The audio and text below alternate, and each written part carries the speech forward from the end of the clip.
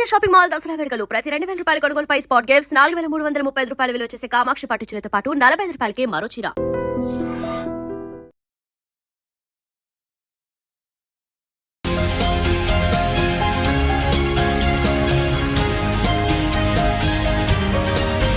Hi viewers, welcome to I dream. So నేనైతే ఈరోజు మన బిగ్ బాస్లో పవన్ కళ్యాణ్ గేమ్ ఎంత బాగా ఆడుతున్నాడో తెలుసు కదా. సో 15 డేస్ అగ్ని పరీక్షలో విన్ అయ్యి బిగ్ బాస్ రియాలిటీ షోలో కూడా వచ్చేసాడు. ఆల్మోస్ట్ 2 వీక్స్ కంప్లీట్ అయిపోయి 3rd వీక్కి కూడా వచ్చేసి. సో మరి అసలు వాళ్ళ ఫ్యామిలీ ఎలా ఉంటుంది అండ్ ఆర్మీ నుంచి లీవ్ ఎన్ని డేస్ అసలు ఇచ్చారు అండ్ అంత చిన్న ఏజ్లో ఆర్మీకి వాళ్ళ డాడీ ఇష్ట ప్రకారంగా పంపించారని మన ఇంటర్వ్యూలో చెప్పాడు కాబట్టి. అండ్ వాళ్ళకి ఒక చిన్న పాన్ షాప్ ఉంది అండ్ ఇక్కడ అంకుల్ షాప్లోనే ఉన్నారనమాట. సో అంకుల్తో కూడా మాట్లాడి అసలు ఆర్మీ అనేది ఎందుకు అంత ఇంట్రెస్టెడ్గా ఆర్మీకి పంపించాల్సి వచ్చింది పవన్ కళ్యాణ్ని అండ్ అలానే అగ్ని పరీక్షలో 15 డేస్ చూసారు కాబట్టి అండ్ ఇప్పుడు కూడా బిగ్ బాస్ హౌస్లో చూస్తున్నారు కాబట్టి సో ఎలా ఫీల్ అవుతున్నారు, ఎలా ఉంది, ఇవన్నీ తెలుసుకుందాం. సో నాతో పాటు ఫాలో అయిపోండి. అంకుల్ ఎలా ఉన్నారు? బాగున్నారా? సో పవన్ కళ్యాణ్ని చూస్తున్నారా టీవీలో? చూస్తాను. నేను ఇంటర్వ్యూ మీ అబ్బాయిని చేసినప్పుడు తమ్ముడు ఏం చెప్పాడంటే, అక్క నేను ఇంకా మంచి ఏదైనా జాబ్ చేయాలనుకున్నాను కానీ మా నాన్న ఇష్ట ప్రకారంగా నేను ఆర్మీలోకి వెళ్ళాను అని చెప్పారు. కుటుంబంలో మాది ఎక్కువ పోలీస్ డిపార్ట్మెంట్.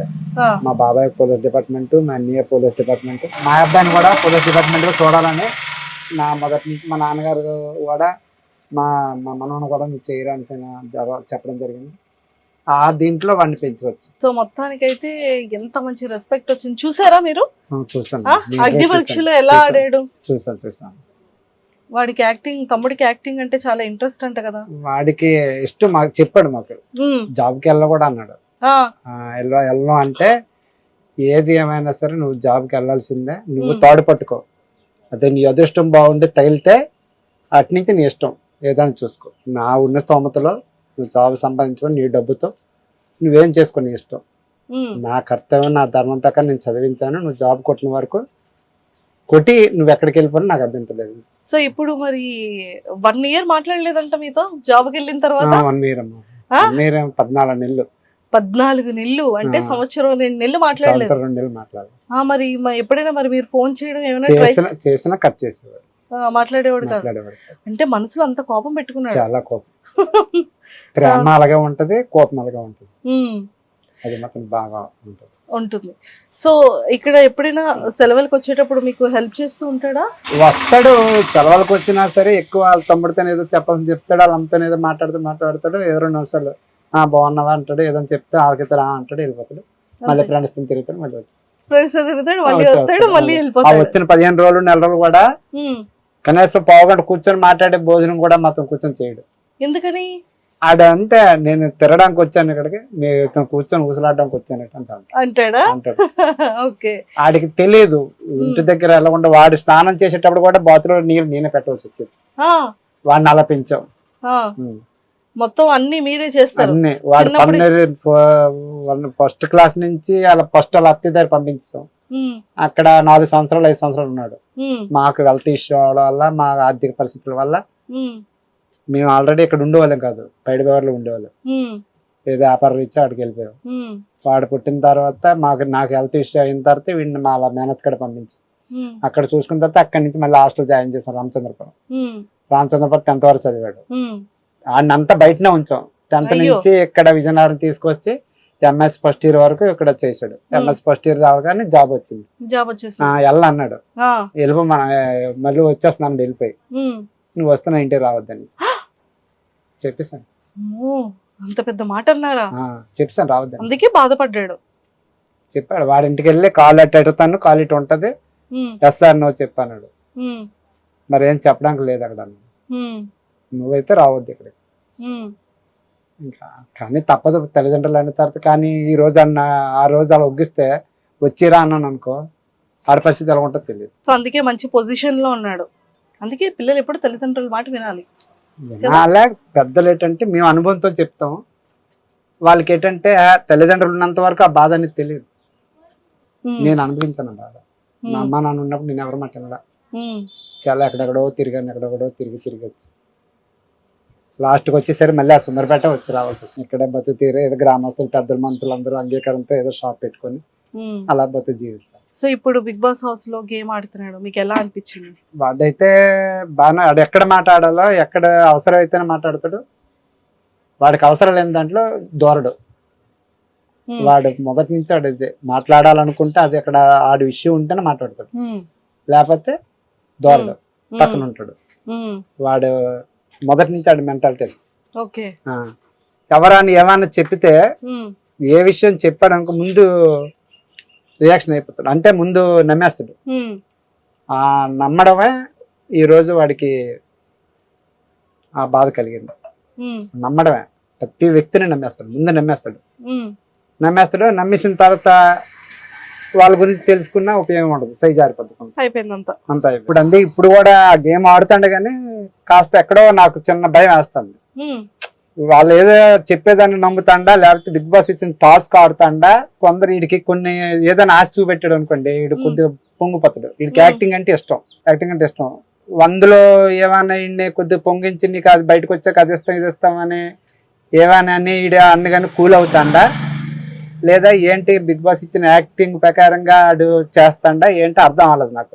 అక్కడ కొంత కన్ఫ్యూజ్ ఉంది. లేదు, ఇప్పుడు బానే ఆడుతున్నాడు, చక్కగా కనిపిస్తున్నాడు టీవీలో కూడా. మీరు ఆ గంటన్నర ఎపిసోడ్ కాకుండా మళ్ళీ మనకి ఆన్లైన్ లో 24/7 వస్తుంది. వాళ్ళు ఉదయం లేచినప్పటి నుండి పడుకొని మళ్ళీ లేచేంత వరకు కంటిన్యూ వస్తూనే ఉంటది. సో అందులో అయితే మాత్రం అందరికి చక్కగా కనిపిస్తున్నాడు, టెన్షన్ పడాల్సిన పని లేదు. వాడు ఏమి అంత తెలివి తక్కువగా అంత చిన్న పిల్లడిగా ఏం లేడు, మీరు కంగారు పడకండి. అంతే, వాళ్ళు పెద్ద సెలబ్రిటీలు, అది మనం ఏదో సాధారణ కుటుంబం నుంచి ఏదో ఒక పల్లెటూరు నుంచి ఏదో మా బతుకు తీరు కోసం మేము ఇదైనా, అది ఎందుకు భగవంతుడు ఇచ్చాడు అవకాశాన్ని. వాడికంటే ఫుల్ పిచ్చి యాక్టింగ్ అంటే, చాలా పిచ్చి. హాస్టల్లో ఉన్నప్పుడు కూడా ఎక్కువ ఇంట్రెస్ట్ స్టేజ్ల మీద అక్కడ ప్రోగ్రామ్స్ వేస్తే యాక్టింగ్ వేసాడు. వాడికి అవార్డు కూడా ఇచ్చారు అక్కడ. అబ్బో, ఎక్సలెంట్, సూపర్.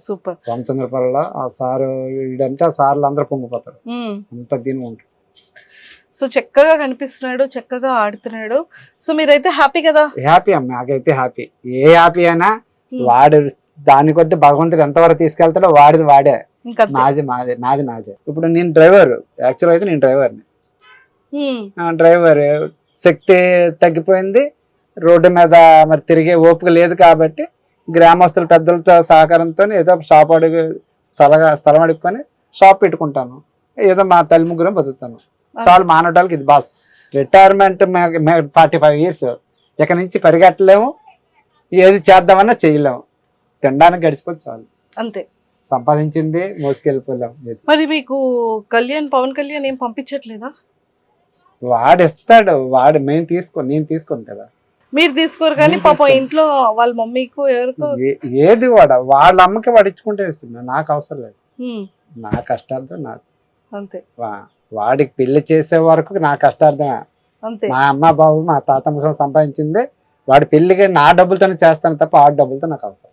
అమ్మో, సూపర్. మరి ఓట్స్ ఏమని చెప్పారా ప్రేక్షకులందరికీ? ప్రతి ఇక్కడ మా ఉత్తరాంధ్రలో ప్రతి ఒక్కరు వాడు మాట్లాడేది. మా ఉత్తరాంధ్ర ప్రజలు, తెలంగాణ ప్రజలు, ఏపీ ప్రజలు అందరూ కూడా వాడిని ఆదరించారు. చాలా వాళ్ళందరికీ ఆల్రెడీ ఇది పెట్టాను, ఇంకా అలాగే చూస్తారని అందరికి ప్రజలందరికీ నేను హృదయపూర్వకంగా నమస్కారం దానం పెట్టుకుంటాను. అలాగే ఇక్కడ ఊర్లో ఎవరైనా అంటున్నారా మీ అబ్బాయి బాగా ఆడుతున్నాడు, టీవీలో కనిపిస్తున్నాడు అని చెప్తాను, చాలా మంది చెప్తాను. అప్పుడు ఏమనిపిస్తుంది మీకు? ఏమనిపిస్తుంది, కొద్ది దీని ఆనందంగా ఉంటది, కానీ నాకు మనసుకు నచ్చదు. అక్కడికి వెళ్ళిపోతే బాగుండు, మళ్ళీ ఉద్యోగానికి మళ్ళీ ఏం ఆలోచిస్తాడో నాకు భయపడుతున్నారు. గవర్నమెంట్ అనేది అది ఒక తాళ్ళ బలం. ఈ యాక్టింగ్ అనేది హిట్ అయితే డబ్బులు వస్తాయి, హిట్ కాకపోతే మామూలు లేదు. ఆ సెలవులు ఉన్నాయంట, ఆ సెలవుల ప్రకారంగా ఆడుకొని మళ్ళీ వెళ్ళిపోతాడు. అటు నుంచి వాడికి ఏమైనా ప్రెజర్ ఉంటది, అటు చాలా మంది సమాధానం చెప్పుకోవాలి. అక్కడ సెంట్రల్ ఏం లేదు, చక్కగా లీవ్ ఇచ్చారు, అక్కడ వాళ్ళందరూ టీం వాళ్ళందరూ చూసుకుంటున్నారు. సో హ్యాపీగా ఆడుకుంటాడు, తర్వాత మళ్ళీ వెళ్ళిపోతాడు, మీకు ఆ టెన్షనే లేదు. చెప్పాడు, నేను వెళ్ళిపోతాను డాడీ, మా సెలవు పెట్టుకోవచ్చు అన్నాడు. సరే అమ్మా పెట్టుకో, కాదని అనలేదు. సరే నీ యాక్టింగ్ ఇష్టం అన్నా కదా, అది భగవంతుడు తగిలింది, వెళ్ళు అంతే. ఏదైనా కష్టమైన నష్టమైన నువ్వే భరించాలి అని చెప్పేసాను. సరే డాడీ అని వాడి ఇష్టం పరంగా ఇప్పుడైతే ఒగ్గాను. అంతే అంత వచ్చేస్తాడు మించి చక్కగా ఆ, మళ్ళీ హ్యాపీగా మళ్ళీ వెళ్ళిపోతాడు జాబ్ కి. అవును. ఓకేనా? Okay okay thank you bye uncle. Thank you thank you. Thank you. And don't forget to subscribe to iDream. And for more videos, Please subscribe to iDream. Please subscribe to iDream. Please subscribe iDream. And please subscribe to iDream. For more videos, subscribe to iDream. please like, share, and subscribe to the channel. Congratulations, iDream. Subscribe to iDream. Subscribe to iDream. So subscribe to iDream Media. iDream ki iDream team andarki huge congratulations. Please subscribe iDream Media. Please subscribe to iDream. Subscribe iDream. Please subscribe to iDream. I dream అంటే నా కళల channel subscribe చేసుకున్న నోరు తిరుగుతలేదు, మీరైతే గంట గుర్తు కొట్టండి. For more such videos, please subscribe to iDream. Subscribe to iDream. Please subscribe to iDream. Please subscribe iDream Media. Please do subscribe to iDream. Please subscribe to iDream Media. For best entertainment and information, please subscribe iDream.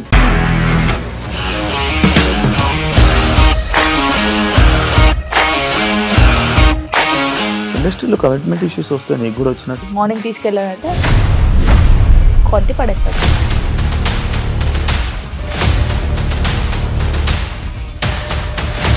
ఒక్కళ్ళు కూడా చూడలేదు ఈ cinema అని చెప్పడానికి కూడా చాలా ధైర్యం కావాలి. అది నిజం కదా, దాంట్లో ధైర్యం ఏంటి? ఇది నెక్స్ట్ డే ప్లేట్ మార్చేస్తే తప్పు కదా. As of now we are comfortable this అని నేను అనుకుంటున్నాను. రష్మిక గారిది మీది ఒకే ఊరు అంట కదా. నీకు కోపం వచ్చిందంటే బాగా తిట్టేత్తరా? తిట్టేద్దామండి. నిజంగా గేమ్ ని ఎలా చేంజ్ చేయగలిగారు? ఏపీఎస్ఎఫ్సి వాళ్ళకి 6 నెలల్లో నేను 6 లక్షలు కట్టా. బిజినెస్ చేయాలనుకుంటే it is as difficult as riding a tiger.